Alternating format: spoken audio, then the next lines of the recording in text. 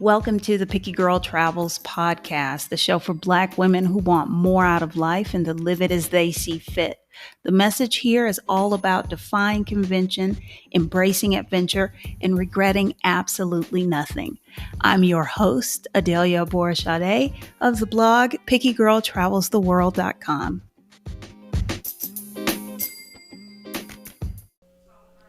If you're new to the podcast, you might be unfamiliar with my story. I don't know. I talk about it from time to time, but if you're new here, you might not know that 6 years ago, my life looked nothing like it does now. I was in a incredibly unhealthy and abusive relationship. I was working a job that was slowly draining the life from me. But at 40, I was so lucky to get a second chance to go after all the things that I had always wanted to do and I had dreamed about. Now here I am 6 years later, literally living out my wildest dreams. Or at least I was before the pandemic. If you want to hear a little bit more about that story or my story, check out episode 1 of the podcast, Time to Start Living.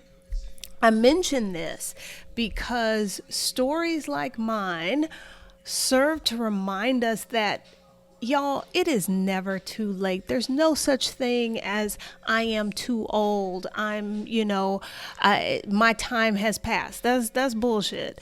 No matter how little your current situation resembles the one that you want, it is still possible to achieve your dream. My guest this week, Mikah Watford, is an incredible example of this very thing. You know, right now she is in the profession she always dreamed about. She has a master's degree, like her life is on track. But a few years ago, she was, in her words, a lush and a stripper. So I just want y'all to know that as much as I'm always talking about, like living your life on your terms, I don't want anybody to ever feel like, oh, my time has passed. It's too late for me, because that is not true. I saw on your website then that you are a psychotherapist. And I will be the first to admit that I am completely ignorant. I have no idea what the difference is between like a psychotherapist and a psychiatrist. Ooh, that's a really good question. And a lot of people struggle with that. You can even ask people who are in school and that's what they intend to do, and they still don't exactly understand the lines between them. So I'll break it down real quick. A psychotherapist is a term used for a couple of different licensed professionals.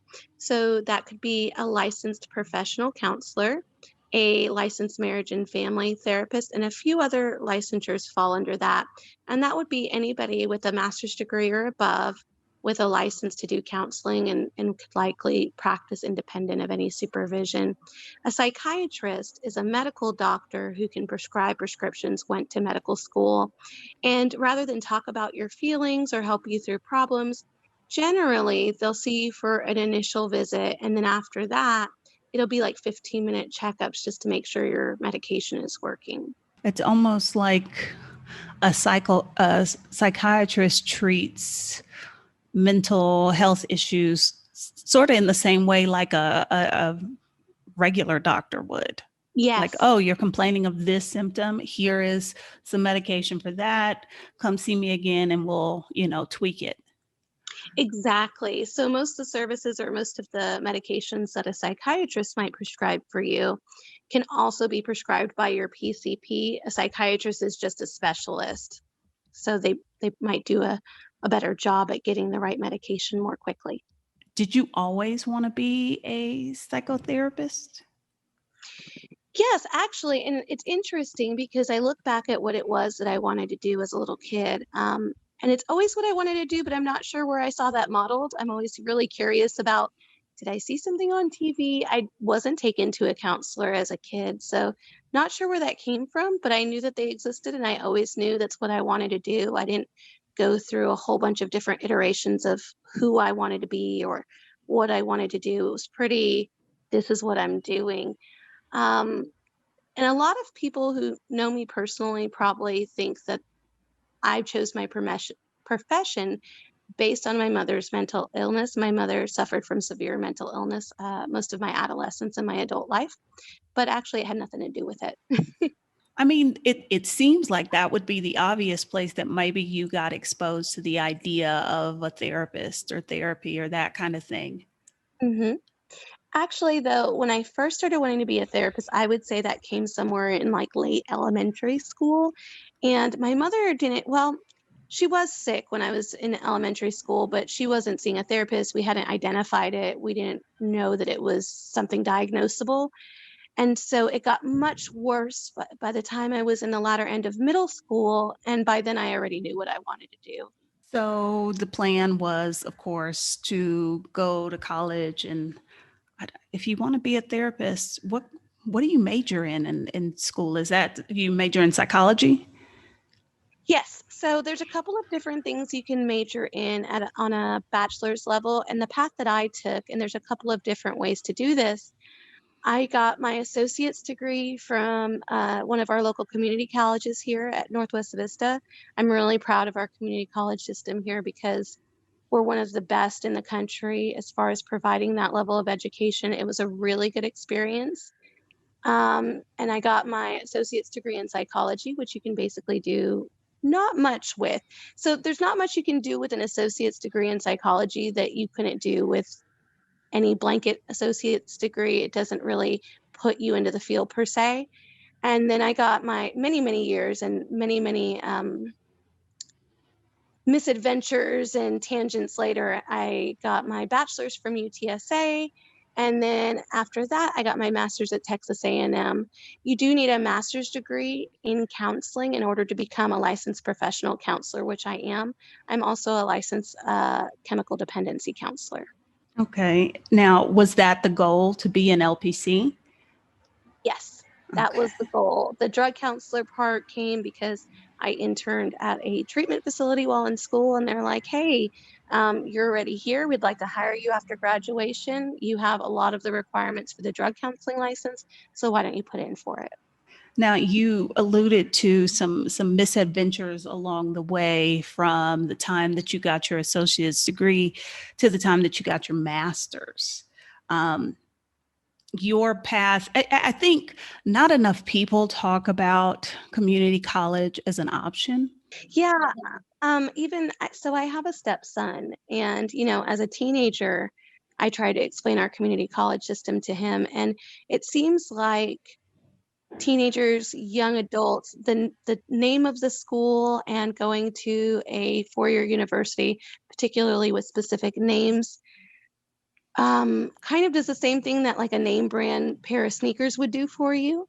But I try to always share the research that shows that unless it's an Ivy League college, typically your job prospects are the same if you get the same degree at a various different colleges. Yeah, and given what going to college costs in the United States, it's just mind-boggling. Um, Yeah. so you went to the local community college, and it took you. How long did it take you to get your associates? So let's back that up a little bit. The misadventures started somewhere in community college. I went to community college right after high school.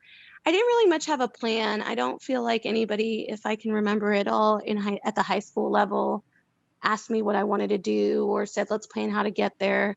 My family is low socioeconomic status, so nobody talked about how I was going to fund school.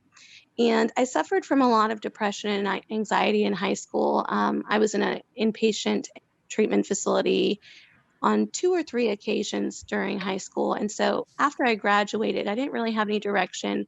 Even though I knew what I wanted to do, I wasn't especially motivated. Depression had me on the couch all summer after high school graduation. And my mom came downstairs one day. She didn't often leave her room because of her mental illness. She basically stayed in her room all the time. And she looked at me and she said, either get a job or enroll in college, or I'm going to put you and that couch on the curb. So the very next day, I enrolled at Northwest Vista. It was just a knee jerk thing. I didn't know how you paid for school, registered for school, applied for it, anything like that. And then I got a job a week later. So I did both of the two things, and I started working and going to school. Then, because of my mother's illness, I was really motivated to move out of the home. I was working at a call center making maybe, I don't know, 11 or $12 an hour tops. And I just decided one day I was going to get an apartment. So, another knee jerk reaction, I got an apartment, was working, didn't have much of a social life. And I had always joked, I could really easily pay for school if I just got a job at a strip club and became a stripper. And it was always just a joke I told friends, and maybe like a little bit of a fantasy too. And so I met my now husband in community college, and one day I found myself really, really short to cover either tuition or rent, and it was a choice between the two. And I told him I didn't know what I was going to do. He's like, "Well, you always joke about being a stripper. Let's go check out some of these strip clubs." And to me, it was just something to do on a weekend. I didn't really think too deeply about it. Okay, yeah, let's go see if I can go be a stripper on the weekends and keep my little 9 to 5 during the week. And so I did that. And we went around to a couple of clubs, and then we found ourselves at Tiffany's Cabaret. And I'm sitting there, and I've been to one or two strip clubs before. I wasn't a complete stranger to it. And we're talking, and the waitress comes by. And the waitress says, "What do you want to drink?" And she orders our drink. And my boyfriend at the time goes, "Hey, by the way, do you think she'd be able to work here?" And the waitress goes, "Oh, yes." And so she got me by the hand, and she led me. I'll never forget her. Her name is BB. She passed away a few years ago. She grabbed me by my hand and dragged me to the manager's office, which is exactly what you think a manager's office of a strip club looks like, just a dingy closet feeling space with a crappy desk. And anyway, so I meet this guy, former military. Now he's older, way older, disabled, but very like commanding voice. And he's like, "Well, ho, turn around." And so I did a little spin. Oh, how old was I at the time? I should probably qualify it like this. I was probably maybe just turned 21. So he tells me to spin around, and he's like, "Fill out this." And he hands me, I don't remember what the equivalent to a W-2 is when you're an independent contractor, something But like that, but the probably like a tax form. W-9 at least to prove that you had the right to Yes. work. Hmm. Yes, that. So he throws me that, and I fill it out. And still, to me, though, it's a joke. It's like, okay, I'm going to fill this out. This is just like a funny thing that happened one day. And it was kind of validating, like, oh, yeah, I'm cute enough to be a stripper. Granted, at this point, I'm kind of, let's see, not the kind of girl that you go, "Oh, yeah, she could totally be a stripper." Really skinny, not a lot of fashion sense, didn't know what to do with my hair, all that stuff. Anyway, so I go sit back down, we finish our drinks, and they come back and they go, "We're going to put you on the schedule." And I said, "Well, I got this 9 to 5, and I don't know when I could work." And they're like, "You can work on the weekends, day shift." You know what they say about day shift strippers. If I would have known what I know now, what they say, I would have been a I little don't offended. know what they But say. they say day strippers are usually pretty unattractive. Like that's the B list. That's the like not even B list, C list. And the real pretty girls work at night. So I came in that weekend and I started dancing, and I use the word dancing really loosely. I don't have any rhythm, really awkward. Because Yeah. that was going to be my next question was, like, were you somebody who was a good dancer or who really liked to dance or, were you coming from that place? I would say that even in the context of like a wedding where everybody's on the dance floor and there's no expectation that you can dance well, I would stand out as a bad dancer. That's like like one shade away from doing the Elaine. Oh my. Yeah, one shade separated. So, oh, I should backtrack a little bit. So we went to one of those stripper stores after we left Tiffany's Cabaret, and I get myself a pair of red stiletto heels, and they were super stupid expensive.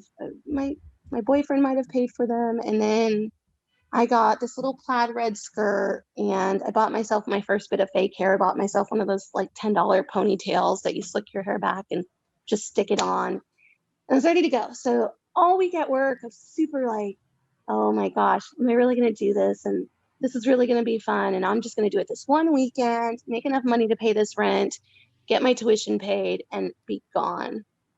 Well, I show up the first day. I invited my sister-in-law, meaning my brother's then wife, for moral support, I guess. And so out in the audience is my boyfriend and my sister-in-law, and I think my best friend might have been there. And I go in the back, and there's someone called a house mom. She helps you kind of get ready, gives you guidance, things like that. I introduce myself. The guy who hired me, the manager, he's back there. And he goes, "What's your name going to be?" And I had asked my boyfriend about this at the time, and he had picked Amy, which I, Amy is probably the least stripper name I can think of. And he goes, Really? "What?" Yeah. And so he goes, "What's your name going to be?" And I said, "Amy." And he's like, "That's terrible. Yo, hoes, name her." This he was such a character. And they came up with the name Gina, and I was like, "That's cool." And just took the name. I was like, "That's fine." And just started walking around, taking shots that people would give me to kind of loosen me up, talking to people. And I got on stage, and you would think it'd be really uncomfortable and awkward, but it wasn't. I just kind of walked from one side of the stage to the other slowly, walked to the bar, twirled around it. And by twirl, I mean just hold on to it, walk a circle. And then came what's called the new girl money. So, new girl money is, wow, we've never seen you before. We could probably tell you've never danced before. And the money just comes like crazy. There was a line waiting for the stage, tons of money on the stage. Got my As, money, felt as super in a validated. line waiting to throw their money at you? Yeah, so the stage is not incredibly big there. So Mm-hmm. there's probably space for three men to comfortably stand side by side. No social distancing at that time. And so there'll be people kind of lurking behind those people, like they've come up to the stage to go spend the money, but they're just waiting for that guy to get your personalized attention. They move off, and then another guy kind of comes and fills in the space. So that was a great weekend for me. I was like, yeah, it's a great experience. And it was, I think I made $1,500 working 11 a.m. to 7 p.m. on Saturday and 11 a.m. to 7 p.m. on Sunday. So that was a ton of money for me. I was like, wow, that is a lot of money. And I did not question going back. So I went back every weekend, stayed on the schedule, which was kind of something that they did as an exception.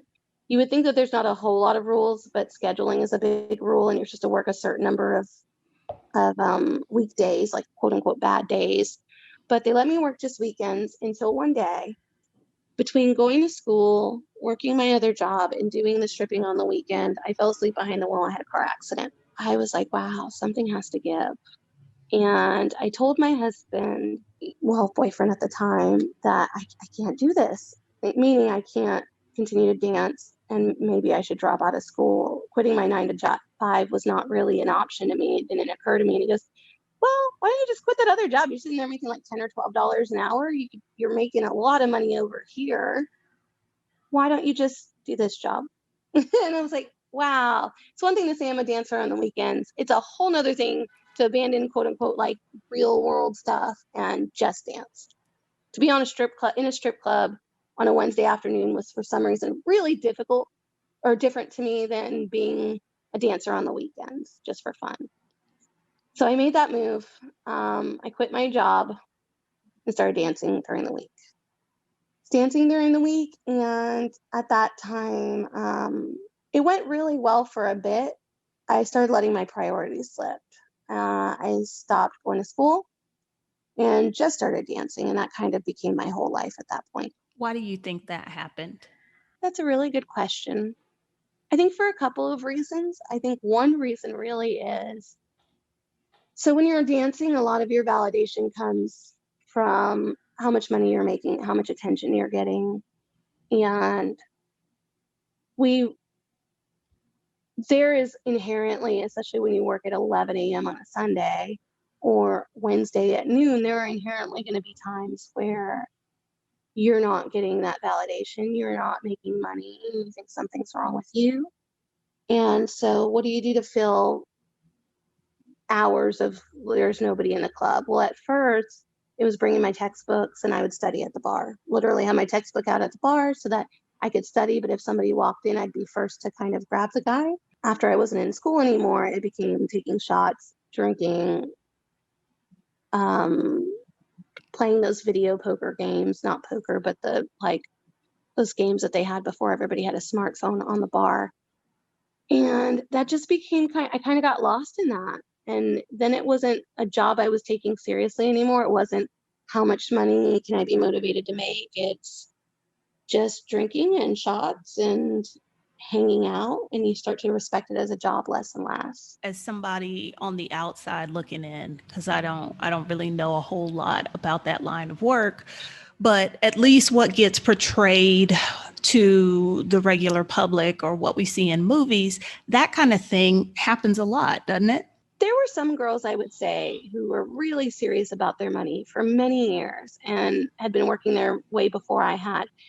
And they were not passed out by 3 o'clock drunk on the floor.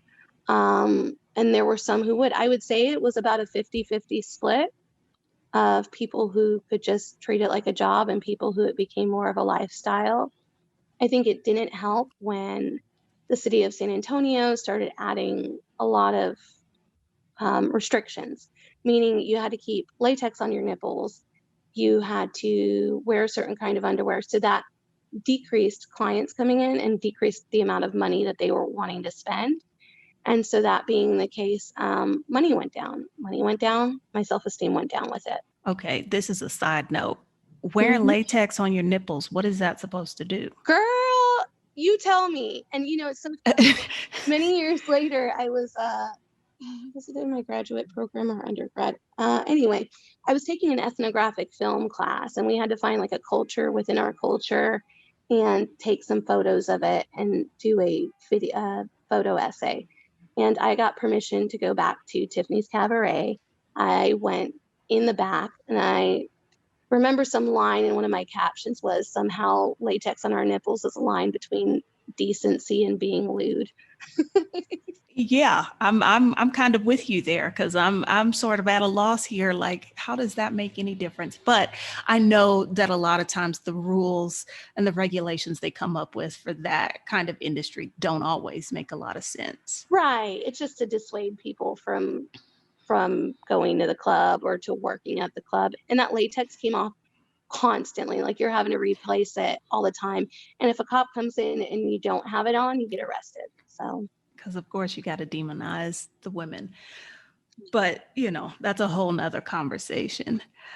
Because I want to say I saw an interview with Cardi B, and she basically talked about that. Like, if you're going to do that kind of work, you really have to keep your mind on your money yeah. and focus, because there are, I don't want to say temptations, but there's opportunities for you to sort of lose your way a little bit. Yes, absolutely. So you stopped going to school. Now, this is still when you were at community college, or had you started your bachelor's yet? I was at the end of my community college. I probably had just a few more classes left at that time. So, what changed? Because I mean, you're sitting here talking to me today as somebody who has a master's degree in psychology. You are a licensed professional counselor. So you are not, quote unquote, a statistic. So what happened? Good question. A lot of it is a blur. I've asked myself that before. But I do know my life became incredibly unmanageable. And it's hard not to tell the story of what changed without explaining to you a little bit more about how I came to be married with my husband. So, my husband and I, he's 10 years older than me. We met at community college in a speech class. He gave a presentation on 401ks. I gave a presentation on yoga. I wasn't really interested. I wasn't into Hispanic guys at all. He just wasn't my type, but he was incredibly persistent. And after 9 months of pursuing me, gave in. We started dating. And we dated for 2.5 years until one of the most life-changing things that has ever happened to me happened. And that was finding out that the man that I was dating, who I'd met his parents, I'd met his family, I'd met his 5-year-old son, I had met all of his coworkers, gone to Christmas parties, that he was married and had had a baby in the time that we were dating. So in the time that he's encouraging me to go dance and say, you can do this, you got this, my life becomes unmanageable, but I think we're kind of in it together. I find out that he's married, and not married and like living at his parents' house, not married and living separate, like like married living at home with a new baby, married. Like whole nother secret life married. Yes, double life married. Oh my. I would really say that he was really only my second real boyfriend in life. I'd had a couple of, no, not even, I wouldn't say I really ever had a boyfriend in high school. I had one girlfriend in high school. But like actual real boyfriend, second ever. So I didn't really have much of this like jealous, where are you at? What are you doing? My parents have been together since my mom first moved to this country at 12 and my dad was 16, and I hadn't seen any infidelity in their relationship. So it just really wasn't on my radar to go looking to see what he was doing. A lot of people always, to this day, believe that you had to have known. You just looked the other way, or you chose to see a married man anyway. But really, I was so busy first with work, school, and the second job, and then just with getting plastered at work and dancing, that it didn't click to me until one day I'm sitting on the couch, and the couch of my own apartment. He spent the night a lot, not always, but he did. And I'm on the couch of my own apartment, and I'm just watching TV, and something just clicked. It was the weirdest thing. I had had no suspicions of him at all. And then something just snapped. And I was like, I think he's cheating on me with his ex-wife because he's not answering his phone. And he spends almost all his time that he's not at work with me. So the only woman I can assume is in his life is maybe his ex-wife, though he never really talked about her. And he had done something really peculiar the day before. The day before, I had a little car. I was a dancer. I was making a stupid amount of money, but I would spend it really stupidly, and not on nice things, on like going to bars and like buying around for everybody in the bar, taking people out to dinner, because I could always make more tomorrow. So although I was making a stupid amount of money, I was perpetually broke. And part of my brokenness is I drove a really crappy car. And this crappy car had no AC and broke down most of the time. And one day, I never knew where my boyfriend actually worked. And one day he calls me and he says, it's a Friday. He says, was it a Friday? Anyway, he says, pick me up from work and I'll spend the night with you and you can bring me back to work in the morning. I go, well, why would you want me to pick you up in my car? It's hot as hell outside. You drive a really nice Infiniti, full AC, very comfortable. Why don't you just drive over here? He's like, do you want me to spend the night or not? Like kind of in a joking way, but kind of like, hey, come get me or no. So I was like, okay. He gives me the address. I put it in MapQuest and I pick him up from work. He spends the night with me. I drop him off the next day. So now I know where he works. Again, though, no suspicions. Next day, I'm sitting on the couch, minding my business, and it just comes to me, and because he doesn't answer the phone when I call. And I go, I know that he's going to call me back and say, sorry, I was working late. I left my phone in the car, blah, blah, blah, blah, blah. And I call my sister-in-law, and you know how women hype each other up. Like if you want to go on a mission or do something crazy, they're going to be like, hell yeah, go check on him, go do a drive-by. So I call her and I go, I really think he's cheating on me with his ex-wife. I know he's going to call me back and say he's working late. You think I should go do a drive-by? She's like, yeah, go check on him. Let me know. So, and I'd never been the suspicious type, never been one to go check on a guy. not me at all, but I get in my little car and I go over to his job. And just as I pull up there, he calls me and says, "Oh, sorry, babe, working late." I should add a caveat. So we've been dating it for 2.5 years at this point.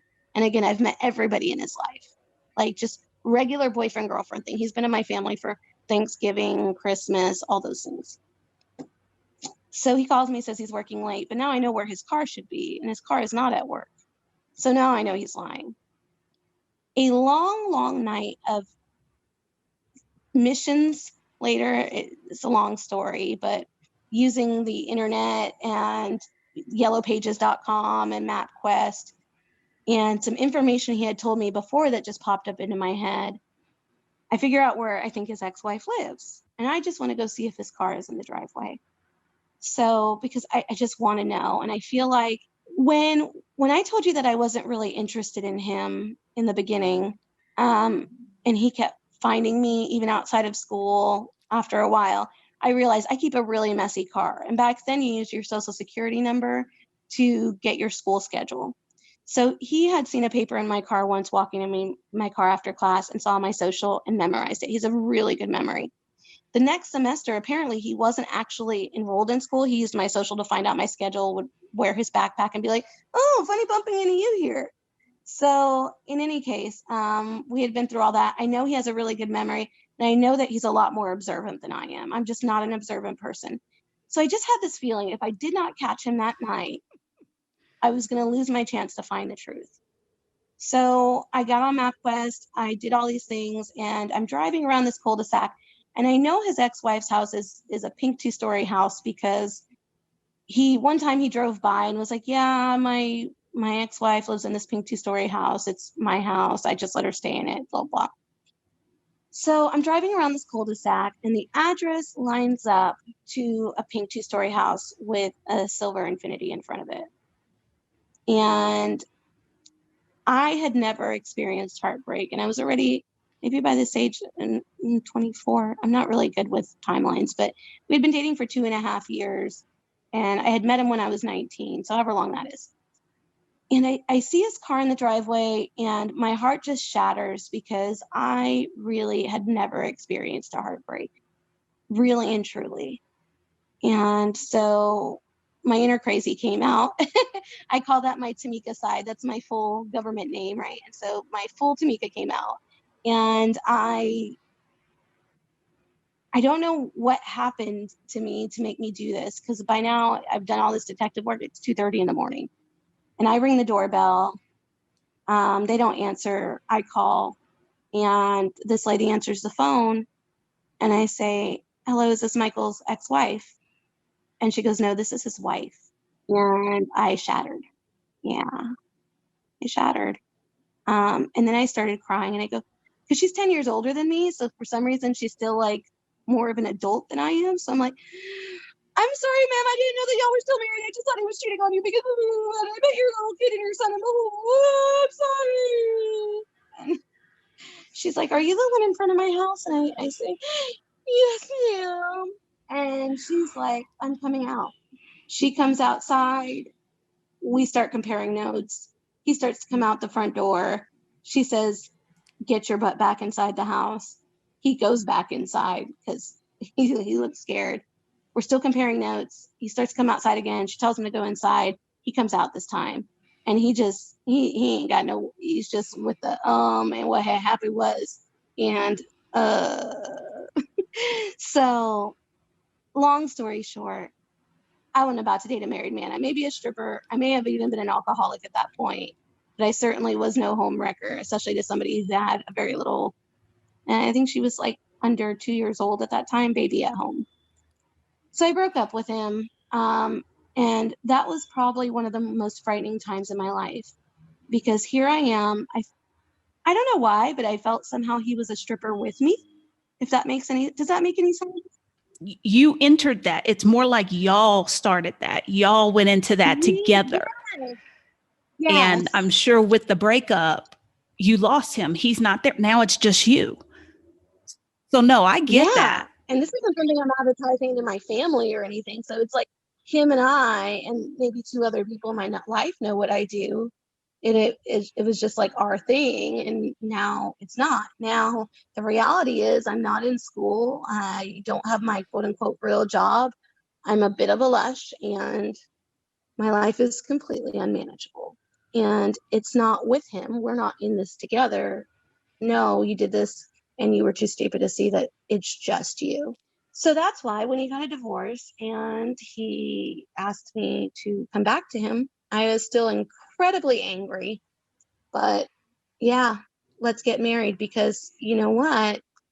In his divorce decree, it freaking says in his divorce decree, the children are not allowed around stripper Tamika Watford.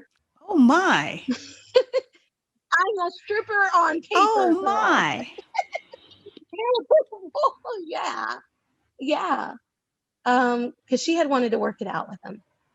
And it's got my name in there. It says, we're going to get divorced, but she's not allowed. And the only caveat was if we were married.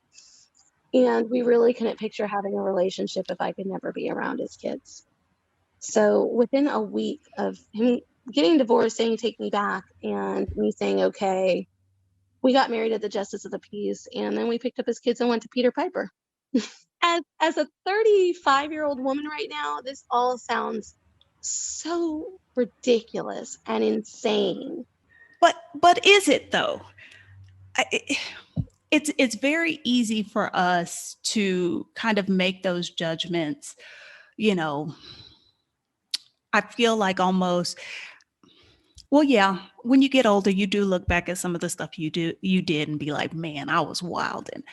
But also I almost feel like, well, whose standard are we using to judge that? Because life is messy. Things are not always neat. And before I forget, let me just say, like, the people who told you, like, oh, you should have known, I want to punch those people in the face. To this day, girl, it's been like 13 years. They still feel like I should have known. I want to punch those people in the face, because why should you? And maybe that's because a lot of people enter relationships always on the lookout for it. If you believe a man, because I'm one of those people that I only say things I mean, and I mean the things I say.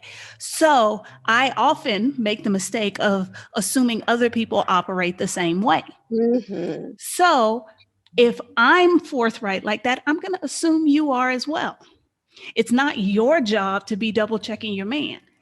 So right. No, I'm really upset at those people for telling you that.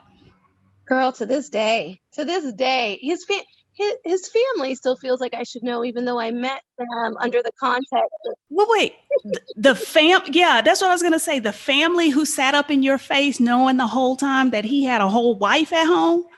Yeah. But it was your job to know he was married. My job. Now, come on. You said something earlier. You said life is messy. And there is nothing like my experience being a therapist that makes me know that's true. I know that somebody can be a 3-time Purple Heart winner and also be a heroin dealer. I know that people are both inherently really, really bad and really, really good. And both of those two things can be true at the same time. And that's really hard for people to wrap their mind around. It is, because I feel like this might be a reoccurring theme with me. But what I see is that we've been conditioned such that we judge how life is supposed to be by what we're fed, either in the stories we're told, what we see on TV, what's in movies, what's in books. But that's an idealized version of what life is. Life is not simple like that. Life is not neat and tidy. It is messy and it is dirty. And like you said, very contradictory things can be true about someone's experience. Absolutely. I haven't met one person in my work who's 100% sinner or 100% saint. Not one. Yeah, it just doesn't work like that. So we get married, and it's rushed in its courthouse, and my parents are incredibly pissed. They only have 2 kids. I have an older brother and me, and their youngest child and daughter went and got married and didn't tell anyone. So they were really, really displeased by that, but they never completely shut us out. You know, they never said he can't come over here or anything like that. And so we get married and we get this house, and his kids start coming over, and he starts working a lot. And I've got a lot of flexibility because I'm a dancer. So when the kids are here all summer, it's me watching them. Instant stepmom to a 2.5-year-old and a 5-year-old, and a 5-year-old who's pretty smart for his age. And he gets that there is something fucked up about the fact that Mikah exists. Mikah's part of this. And, I'm sure he overhears things, kids who are Oh, really yeah. bright like that, they hear lots of things, and mom's going through a lot. So although we're trying to, I'm sure she tried to censor things, but I'm sure he overheard things. And so that was the hardest experience, because what you said about we're fed a line of what life is supposed to look like. Well, okay, I'm married now and I have a house and I'm going to be the best stepmom, and our life is going to look like a TV family, like the Winslows, like we're doing all of those 90s sitcoms where the families are really cohesive and living this traditional life. This is what's happening. But my husband starts working a lot, and I'm left alone with these kids a lot. And I'm expecting them, growing up in a Black household, and especially with a Caribbean mother, there are a lot of things that are culturally different about expectations on children than the expectations that these children were given in other areas of their life. Um, Expectations for behaviors, expectations for respect. And I could not wrap my mind around it. I would do everything. I would take them to every Chuck E. Cheese, spend every last cent. I'm taking them to Indian festivals over the years. I'm taking them here and there, expecting them to light up and enjoy these experiences and to have the same kind of home training that I had. And they just didn't. And I found myself And how old are you at this point? mid You're still 20s. mid Yeah. 20s, right? Mhm. No, I identify with that because I became a stepmother at 19. Ooh, girl. So yeah, I know what you're talking Yeah, about. you trying to make it, happy family. Like, just, okay, it sucks you have a stepmom, but I'm gonna be the best stepmom ever. And I tried to take them on all these experiences, and he was always gone. And my feelings were always hurt. On Christmas, I would spend weeks and weeks of trying to get the perfect gifts. And I felt like the kids' level of appreciation was non-existent. And, I did everything that I knew how at that time, but I was expecting them to fit into my ideas of what things were supposed to be like. And so I found myself becoming angry. I'm still dancing, but when I have the kids, I'm there. I go to all the kids' school stuff. Mainly Ethan was just in school. I participate in everything, show up to all of the little ones, little league games, all of that. But in the interim, I am bitter. I am angry. I'm angry because I'm really hurt, because I never did anything to address the the pain of having the second person I've ever been in a real relationship with, the person that I changed the whole trajectory of my life um, for, definitely not that type. I would say with. I changed the trajectory of my life with him, and there was such a betrayal, and we never dug into it. And he's working a lot, and he's tired, and he's resentful because I'm coming home at all hours of the night being a drunkard and an ass all the time because I'm angry, and he's angry, and we're both just hurting each other constantly, because not only is he tired and I'm being a total witch, his former wife is very culturally, traditionally Hispanic, homemaking and cooking and big Mexican dinners. And that wasn't who I was. What felt like family to me was taking the kids for cultural experiences, or we all get dressed up, go to the museum for the day, we have a picnic in the park, those sorts of things. To me, that was living. That was family.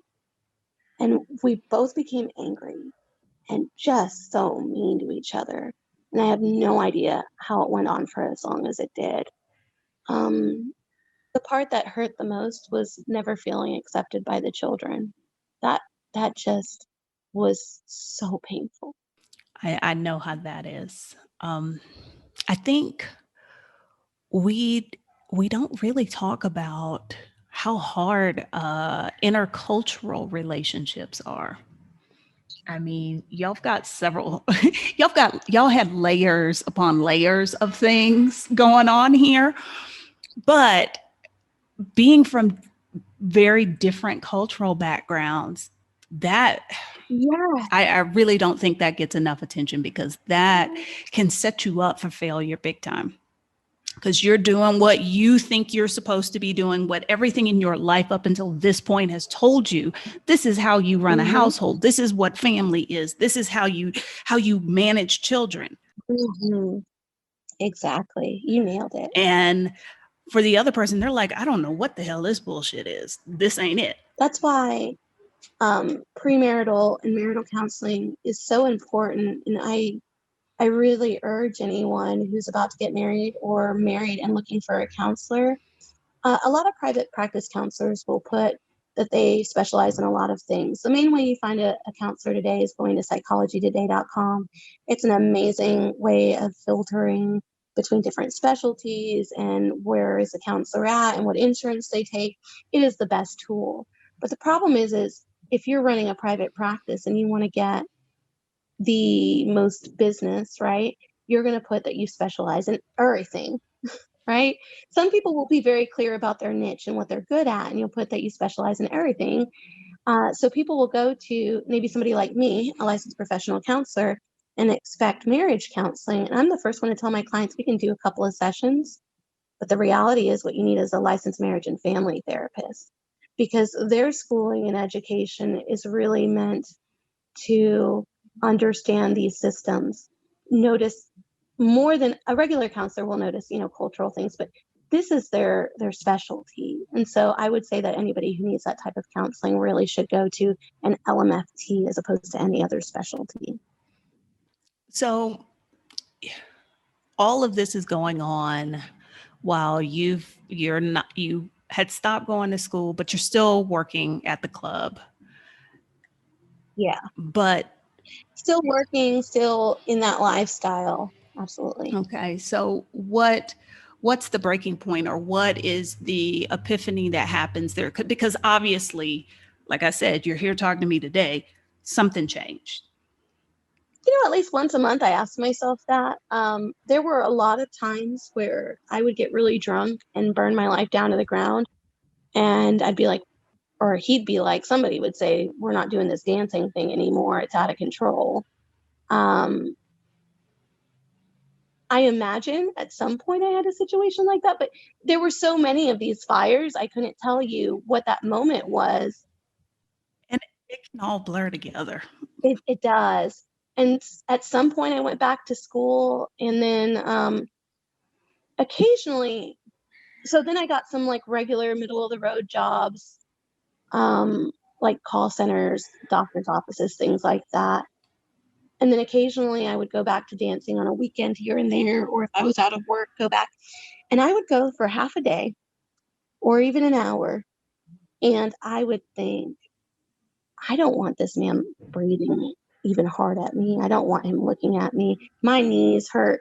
I mean, it was like I would idealize it in my head. Like that's when I felt beautiful. That's when I felt powerful. I would tell myself all of these lies about how I felt when I was dancing. So I would have these moments where I would periodically go back. Even through my bachelor's education, I finished my associate's degree. I went to UTSA. I did really poorly there. Actually, I think I was still dancing full time when I was in UTSA in the beginning. I did really poorly. I got I don't want to say kicked out, but I didn't go back one semester. When I came back, I had to come back on academic probation. My GPA was trash. I mean, I didn't know anything about dropping classes, whatever. So it was really bad. Yeah. Oh, oh no. If I couldn't do a class because I was working or whatever, I just let it be an F. Oh no. You had said something about like there may have been a conversation about like needing to leave the dancing alone and that sort of thing. Do you think you would have spiraled the way you had you not started dancing? Because I don't want to demonize that line of work because it's work. Mm-hmm. It's no line of work. I mean, Legal. Mm-hmm. is inherently evil or bad. But there are definitely jobs that might put you in situations that can be more dangerous or more tempting or whatever, depending on who you are. Mm-hmm. So I definitely don't want to come across like, oh, we're vilifying strippers, because sex work is real work as far as I'm concerned. Like I'm not about that. But for you personally, do you think you'd have ended up there had you not gone that? So I have some of the ladies that I used to dance with still on my Facebook page. Some of them are medical assistants. Some of them are stay-at-home moms. Some of them have other careers, and they're doing really well. And a lot of them did not have any of the problems I did. They punched in, because especially day shift, that's more of like that. I don't know, for some reason seems like a more controllable lifestyle for a lot of people. So the ones I worked with, a lot of them did just fine and didn't spiral and didn't go balls to the wall. I think that it was definitely me specific. I think a lot of it had to do with unaddressed childhood trauma, and being drawn to the job for the wrong reasons.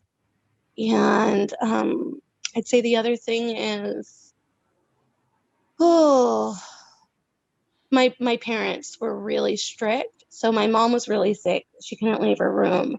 So that means she couldn't keep tabs on me. And, culturally, our moms don't even let us go to sleepovers, all that stuff. It's like, no, whose house are you going to? Like, it's not willy-nilly. And she already felt like she couldn't control the situation. So I was super controlled. And so I think it was kind of like when you go away to college and you lose your stuff, except for magnified. It was opening just a world that was just way too broad for me after too much sheltering. But I definitely feel like it's 50-50, and it's not about the job. So the 50% who are going to burn down their whole life in that lifestyle, it's because they were drawn to that job because of things that they haven't resolved in their life, addressed. Exactly. And then the other 50, it was just a couple of years in their life where they did a legal job, made some money, and left. Simple as that. Like I said, I just wanted to make sure to clear that up, because, well, people will take it out of. I could be here. Well, no, I could be here all day talking about how, they vilify the choices of women, and I could be here all day talking about that. So we won't go there.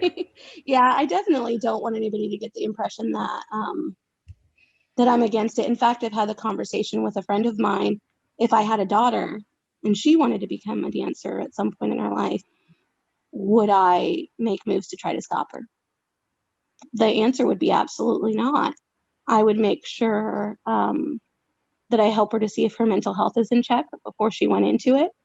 If she needs any resources, do we need to do some kind of therapy? Does she have a pre-existing substance use problem of any kind? If she seems relatively healthy, happy, seems like she can handle it, then I'd support her and check in with her periodically. Hey, how's it going? What's your 10-year plan? There are girls dancing that were dancing when I was dancing, before I was dancing, still dancing. So maybe that is her 10-year plan. But I would absolutely not stop a daughter of mine from doing it. At some point during your bachelor's, I assume you kind of got yourself together. Maybe. Kind of. So I had a couple of quote unquote sugar daddies left over from that I had met dancing or other formats. And so I was still kind of like one foot in that lifestyle, but like too older and too ornery to actually work in the club.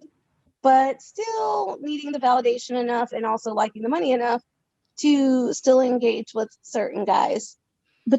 So I finished my bachelor's, I got a job at the children's shelter in San Antonio, and I became a parenting teacher because, again, I had this degree and I refused to take any job that didn't have that degree as a requirement because I worked so hard to get it, even though I barely passed. So I took this job at the children's shelter. I teach parenting classes, and it's a grant-funded program. It ends, but during that, so there was no way I was going to get into graduate school. I want to say like my GPA was like a 1 point something, girl, like lowest GPA in history, like 1.9. I don't know how I graduated. Somehow I made it work. But while I was at the children's shelter, I met a girl who had 3 children, somehow was doing school at this new school, Texas A&M San Antonio on the south side, cheapest tuition in San Antonio.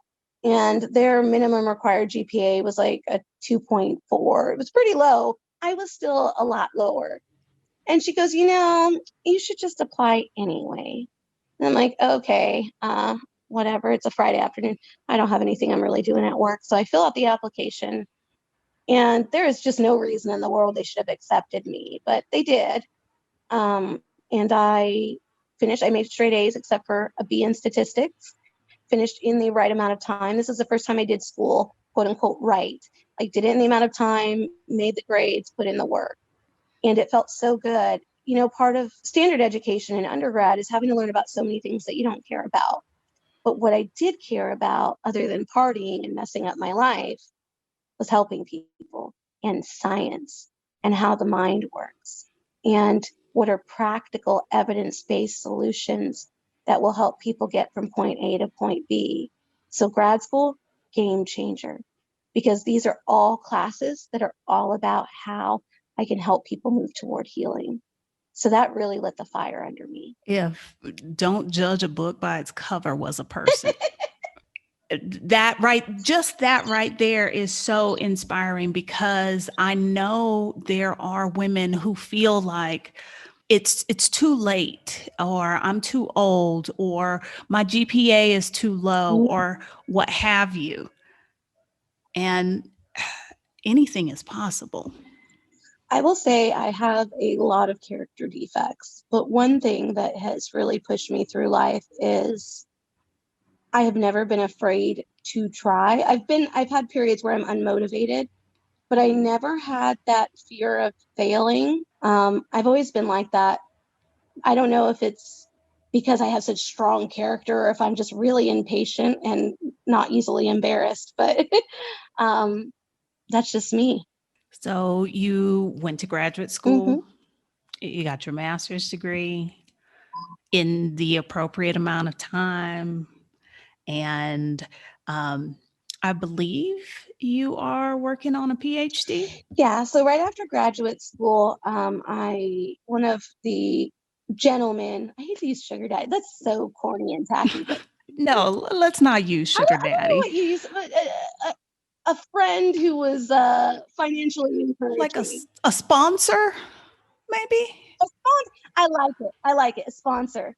And he's a very interesting person himself. And anyway, he decided that I could have this adventure to go learn Spanish or solidify what I've learned in Spanish. And so he sends me there. I go for 2 months. I come back. I start working at the first place where I interned as a counselor. And remember I told you my heart shattered the very first time I experienced a breakup. I wasn't used to that. Well, although I'd failed at a lot of things in life, I'd never failed at a job, really. And I got that internship, and then they hired me after Panama, and I got fired. And that was just as devastating. It was for documentation. I didn't do anything crazy, but my documentation is horrible. Or was horrible. And that's big in the counseling field. So if you think you're going to become a counselor and like avoid paperwork and math, there's lots of statistics and lots of paperwork. So I got fired. I was crushed. So then to rebuild my self-esteem, I was like, okay, well, I wait for a job. I'll start doing a PhD program in St. Mary's. I found after a semester that program really wasn't for me. So a PhD is somebody who typically likes to work in an academic setting, doing a lot of research, a lot of numbers, not a lot of helping people. So that wasn't for me. I got my current job, and then I got into a PsyD program, which is like a PhD. It's a doctorate, but with the difference of its emphasis is how do I better help working with people, not how do I get better at research to become a professor. I did that for a couple of months. I got a couple promotions at work. It was overwhelming and it was a big hit to my ego. But about 2 months ago, I think, I decided that that has to go on the back burner. So I put that on the back burner. It's a lot to try and take on a program like that and the kind of work that you do. It's not easy. It's a lot. It's a lot. Yeah. So please don't feel bad about that. Even right now, even talking about it, and I know that it's illogical, but it really does feel like a failure. But I know I'll revisit it someday. This just wasn't the time in my life I for like that. that you said it's illogical because there a lot of times we will judge ourselves or make these pronouncements about ourselves or what we're capable of and or how we feel. And it is completely illogical, but it doesn't change like that's how you feel about it. And that's what therapists do. So I tell my clients, I don't have some amazing wisdom about you that you don't have about yourself. What mostly I do is I think I take things that you know to be true logically, and you already kind of know what's illogical, and I help move those things between the 18 inches from your head to your heart, so you begin to feel that those things are true. So like I say that I know that I shouldn't define my worth by whether or not I finish this PhD. And I know that in my mind, but I don't feel it in my heart. And as a therapist, my job is to move those sorts of things from people's mind and into their hearts. I think first of all, I appreciate how vulnerable you have been willing to be in this conversation. But I think a lot of times people think that therapists have all the answers and that they themselves are perfect. So I appreciate Mm-hmm. you for showing us that that's not necessarily true and therapists are humans just like the rest of us. We really are. What is the best thing about the work you do? Oh, wow. Let me start with the hardest thing. This year is the first time I had one of my clients lose their life. And the hardest part is knowing that you can't control everything and you know that it's not your fault, but you will always question what you could have said or done that was more. The best part, seeing people be able to get their lives back inch by inch. I have a client who treated him for months, and he's starting school to be an LPC now. And the school and admissions asked, do you have an LPC who you look up to and who can support you through becoming a counselor? And he said, yeah, and he named me. And he's got his kids back, his life back, his quality of life back. And he's on his journey to help other people. I just can't think of something that's better than that in what I do. That is awesome. That is awesome. Did you get a lot of flack when you decided to dance? Not a lot of people really knew in my life, so not really. I did have a cousin walk in. Uh, my cousin was sitting in there, and I come out with no top on, and there he is. And I run back and I go put my top on and I sit, and he's a much older cousin, so feels a little bit more uncle-ish than cousinish. And then we have to have this really awkward conversation. Also, a former boss who was a doctor I worked for, he was in there, and he was always really, I don't want to say mean to me. He was really mean to me when I was an employee in community college. And so I ran back, changed, and then you know what I said? I'm taking my power back. And this was a really interesting thing that happened. And so I sat next to him, and I went from this 19-year-old who was, yes, sir, and he was always yelling to me, to, hey, I'm the one with something you want. You came here and to see tits and ass. I'm the tits and ass. So you're here to see me. It was just very different. And in fact, he became like a really good customer for many years. Yeah. Oh, well, good for you. Good for you. Okay. Well, thank you so much for being willing to come here and to share your story with my audience. As I mentioned to you, very much the motivation behind this podcast is to let other Black women know it doesn't have to go the way you've been told it has to go. Like your story can have some detours and disasters, but you can still get to where you want to be. Wherever that happens to be, you know, like I think about me at this age, because I got married when I was 19. I would have never guessed that at 45, I'd be living in Mexico City. You know, you just don't know. So I really do appreciate you coming to talk to me and being as free and as open as you have been. I don't know that I can find the words to express my gratitude. I really don't. I am really grateful for you to give me this opportunity. I also think it was cathartic for me to share in this way. I'm usually a pretty open book most of the time, so this isn't so far out of what I would normally do, but it felt good to tell my story kind of beginning to end. So, what do you think of today's episode? Did you enjoy Tamika's story? I hope you did. If there is a specific topic that you would like me to dig into or do a show about, let me know. You can leave me a voicemail using the link in the description, or you can send me a DM on social media. I'm on Twitter, Picky Girl Travels, no I in girl. Facebook and IG are both Picky Girl Travels. If you're listening to this on YouTube, you can, of course, leave a comment on YouTube, and I'll get that.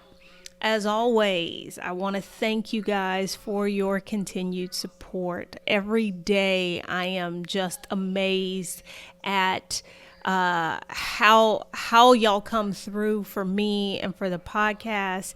If you haven't done so already, go ahead and subscribe to the show on whatever podcast platform you're listening to. If you're on YouTube, go ahead and subscribe to the channel there.